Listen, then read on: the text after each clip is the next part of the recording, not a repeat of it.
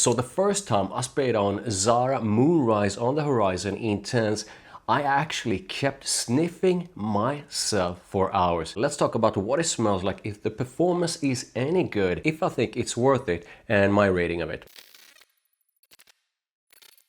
So let's spray it on, and when you first spray it on,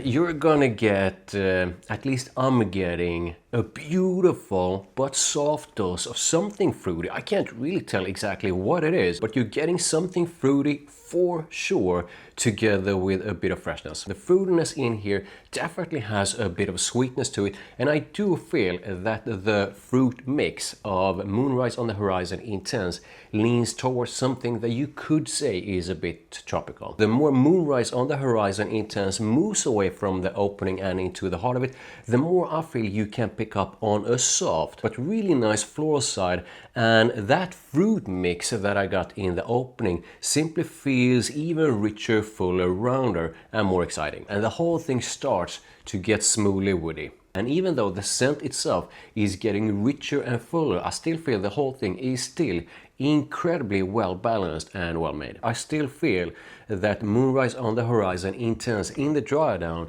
does have this tropical fruity kind of feel. There's still a bit of freshness from the opening, like a bit of spicy freshness, and the whole thing has an incredibly smooth kind of woodiness to it. It's also softly floral in the dry down and a bit ambery. So what Moonrise on the Horizon Intense basically is a mix of fruitiness that to my nose leans into something that is quite tropical, but tropical done in an extremely well balanced way. Almost like a mix of something mango-ish, that kind of tropical fruit, together with something berry-like, but not quite fully going into either. It does have a bit of spicy freshness in the opening, and the whole thing has a really gorgeous kind of super smooth woodiness to it. There's a soft floral touch adding richness to the whole thing, and in the dry down you're also getting a bit of amber water and shine. So two things before I move on to the vibe of Moonrise on the Horizon Intense. Number one, I do feel that this is very much a unisex kind of scent. I do not feel this is a scent that leans more towards any side. And I wore this and got a compliment from a woman, and I also had a female friend who tried spraying this thing on, and she ended up getting a compliment from a man. So without a single doubt, this is definitely a unisex scent. Number two, the way it's made and the overall scent is definitely something that, at least to my nose, is quite unique. And it almost smells like peak designer meets something that is a bit niche. So let's move on to the vibe, and I do feel that it's a fruity mix that to my nose leans into something that is a bit tropical, brings the whole thing quite a sexy and flirty vibe. But here's the thing, the way the whole thing comes together, how incredibly well balanced this scent is, and its incredibly smooth kind of woodiness definitely gives this quite an elegant and classy vibe. So vibe wise, I'm gonna say that this is almost like the perfect mix of something that is sexy and classy and elegant. And that vibe leads me to occasions, and I do feel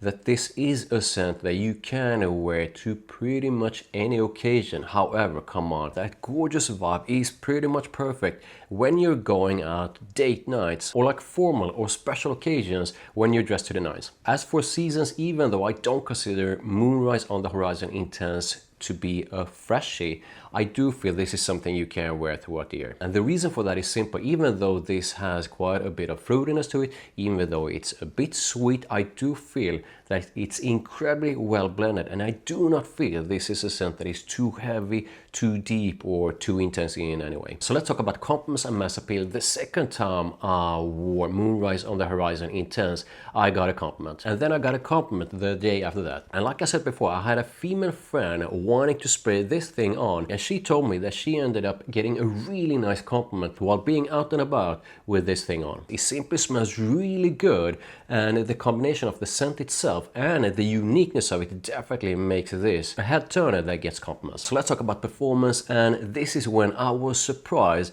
in a really nice way. So the very first time I sprayed it on, I just sprayed like 3 or 4 times on my arm and kept working on my computer. And for hours I kept getting these beautiful whiffs and realized that the scent behind it was this. So that was when I realized that the longevity of this, at least on my skin, was really good. The next surprise about the performance performance was when I sprayed this thing on and went out. That was the same occasion when I ended up getting a compliment for it, and that was when I realized that even when I thought that this turned into something that sat a bit sort of a closer and more intimate on my skin, people actually can't pick up on it. So even though Moonrise on the Horizon Intense definitely is not a beast mode or super loud kind of scent, people can't pick up on it even when you think they don't. So who is Zara Moonrise on the Horizon Intense for? I do feel that number one, you should probably be someone who usually enjoys a bit of fruitiness in your scents,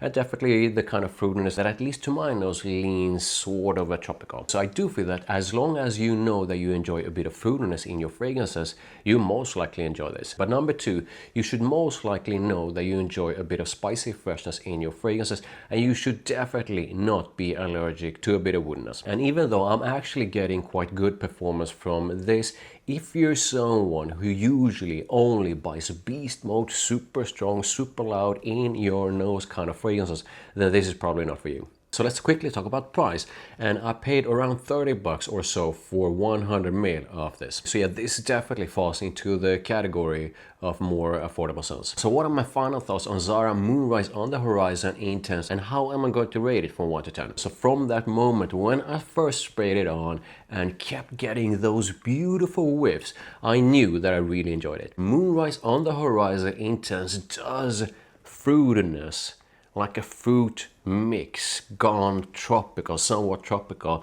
in such a nice and incredibly well blended and, equally important, well balanced kind of way. It is definitely not loud kind of scent. The whole thing sits quite softly on your skin, but, and this might sound weird, softly in quite a noticeable kind of way. And the more I want it, the more I realize, and not just because of the compliments, the more I realize that I really enjoy it. And even though we're only halfway through the year, I would probably place this among some of the very best releases so far this year. And that's not only when we're talking about fragrances from Zara, actually both like designer and niche. And the way I've been using this so far, I'm probably gonna end up buying back up a lot of this. And with that said, I'm gonna give Zara Moonrise on the Horizon Intense a 9 out of 10. This is easily among the blind buys so far this year that made me smile